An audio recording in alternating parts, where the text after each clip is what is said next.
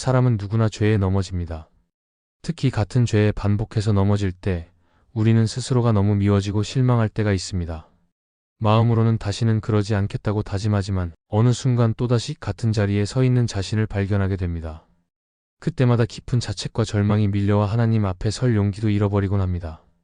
그러나 성경은 그런 우리를 정죄만 하지 않고 다시 일어나도록 붙드시는 하나님의 은혜를 보여줍니다. 반복된 죄 속에서 미움과 절망으로만 머무르는 것이 아니라 반드시 기억해야 할 하나님의 진리가 있습니다. 오늘은 같은 죄에 넘어지는 나 자신이 미울 때 붙잡아야 할 4가지를 함께 나누고자 합니다. 첫째, 죄를 미워하는 마음은 믿음의 증거임을 기억하세요. 우리는 같은 죄에 반복해서 넘어질 때마다 스스로가 너무나도 싫어지고 하나님께 얼굴을 들 수 없을 만큼 부끄러워집니다. 그러나 그 마음속에 여전히 죄를 미워하고 벗어나고자 하는 갈망이 있다는 사실 자체가 바로 살아있는 믿음의 증거입니다. 왜냐하면 죄를 전혀 두려워하지 않고 죄책감조차 느끼지 못하는 사람은 이미 하나님을 모르는 사람일 수 있기 때문입니다. 성경은 죄를 깨닫고 괴로워하는 자를 외면하지 않으시는 하나님의 은혜를 분명히 보여줍니다.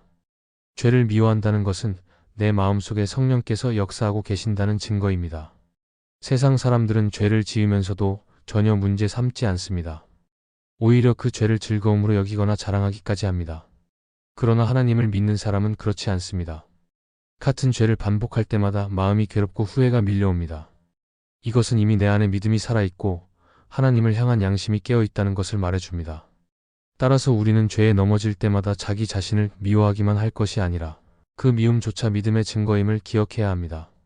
죄책감과 슬픔은 나를 무너뜨리기 위해서만 존재하는 것이 아니라 다시 하나님께로 돌아가게 하는 하나님의 부르심일 수 있습니다.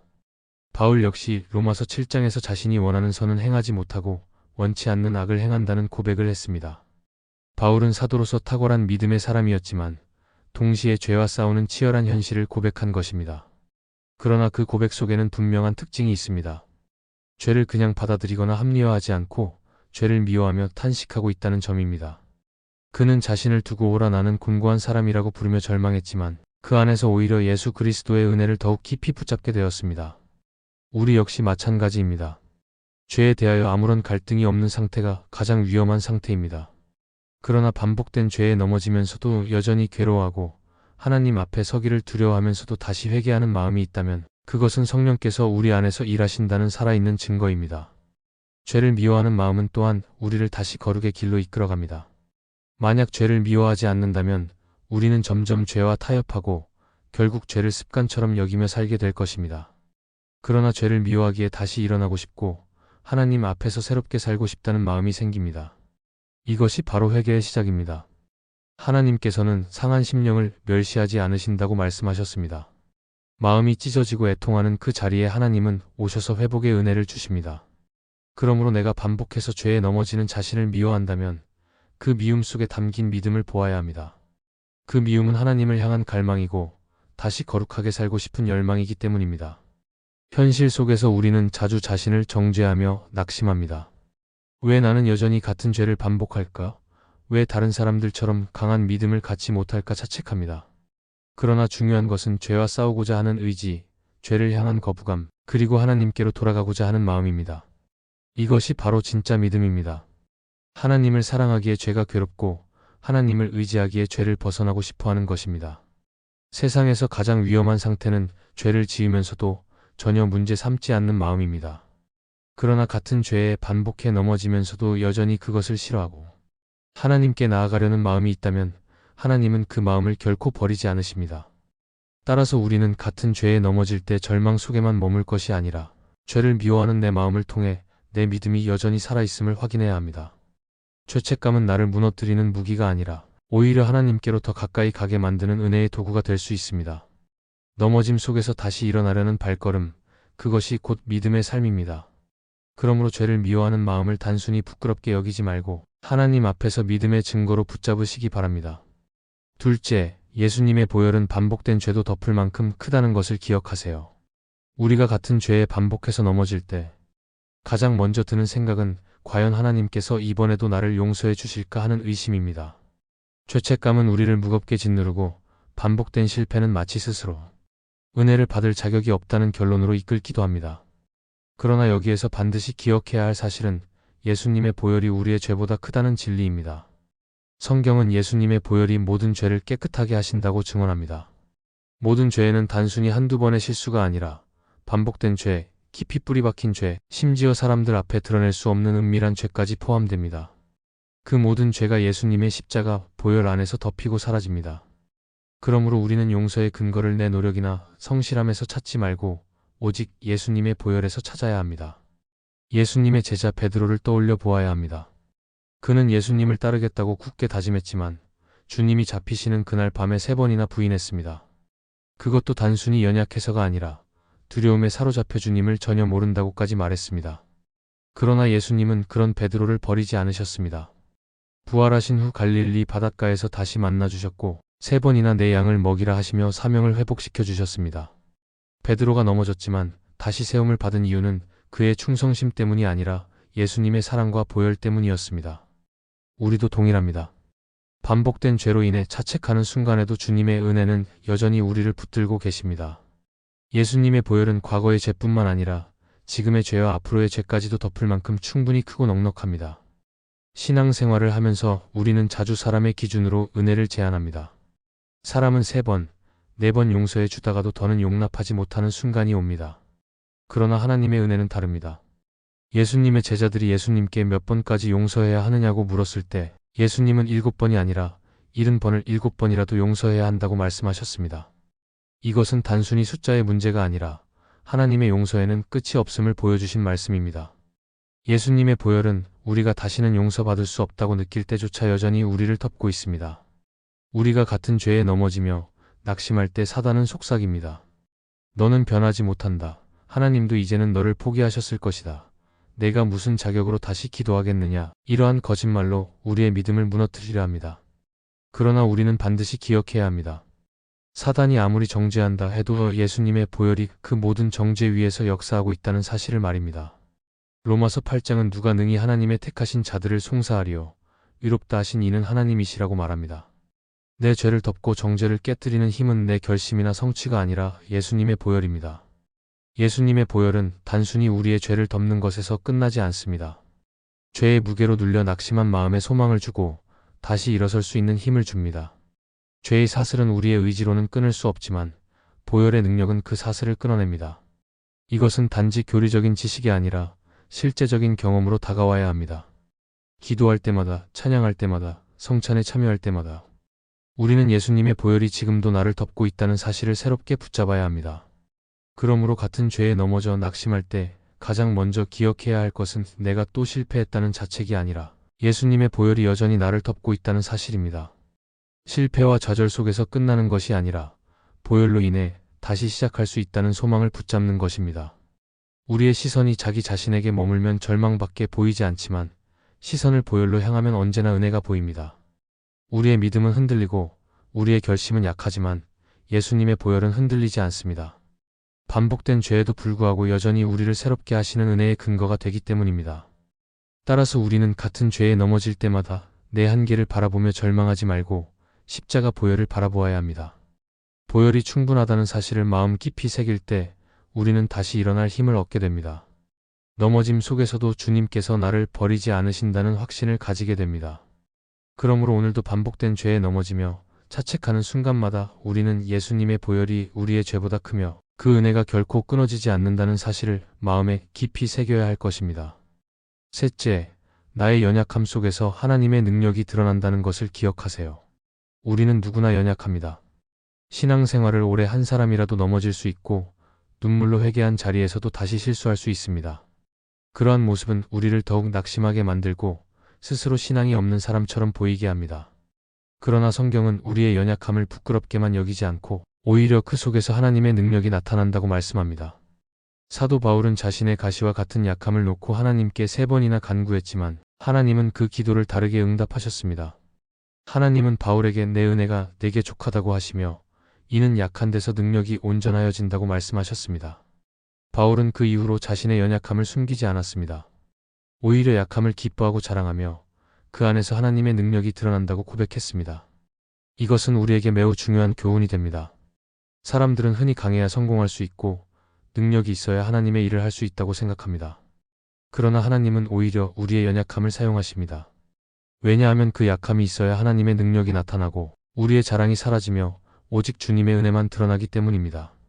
우리가 강하다면 하나님을 의지하지 않을 수 있습니다. 그러나 연약함을 경험할 때마다 우리는 하나님께 무릎 꿇고 도움을 구하게 됩니다. 결국 그 순간이 바로 하나님의 은혜가 우리에게 임하는 순간이 되는 것입니다. 따라서 넘어지고 실패하는 경험조차도 하나님의 섭리 안에서는 결코 헛되지 않습니다. 또한 우리의 연약함은 다른 사람을 세우는 도구가 되기도 합니다. 완벽한 사람만 있다면 상처 입은 이들을 위로할 수 없을 것입니다. 하지만 같은 실수를 하고 넘어지고 아파한 경험이 있는 사람은 다른 이의 눈물을 이해할 수 있습니다. 우리의 연약함이 공감과 위로의 통로가 되는 것입니다. 그래서 하나님은 완벽한 사람을 통해서가 아니라 상처 입은 사람을 통해 더 큰 은혜를 흘려보내십니다. 이는 우리가 반복된 죄와 싸우며 좌절할 때조차 그 경험이 다른 이들을 돕는 귀한 자산이 될 수 있음을 보여줍니다. 또한 연약함 속에서 우리는 하나님이 누구신지를 더욱 깊이 깨닫게 됩니다. 우리가 의지할 만한 힘이 있을 때에는 하나님을 찾지 않을 수 있습니다. 그러나 아무 힘도 없을 때 우리는 하나님을 붙들 수밖에 없습니다. 그 순간에 하나님은 우리의 방패가 되시고 능력이 되시며 위로자가 되십니다. 바로 이 과정을 통해 하나님을 인격적으로 경험하게 되고 믿음은 더 단단하게 다져집니다. 결국 우리의 연약함은 하나님을 더 깊이 알게 하는 은혜의 도구가 되는 것입니다. 성경 속 인물들을 보아도 모두 연약한 부분이 있었습니다.